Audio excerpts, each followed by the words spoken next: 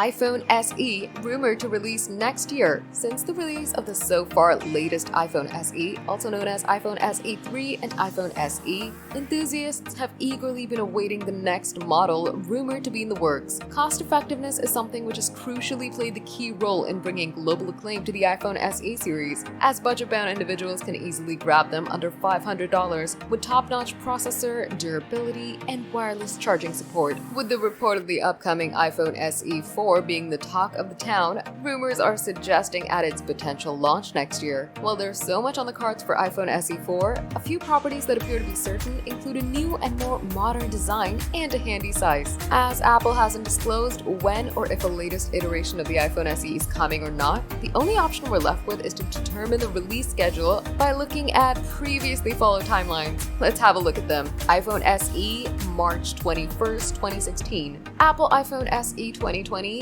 April 15th, 2020. Apple iPhone SE 2022, March 8th, 2022. Considering the timeline Apple opted for the earlier iPhone SE releases, it won't be wrong to speculate that the iPhone SE 4 will be launched in March 2025 or April 2025.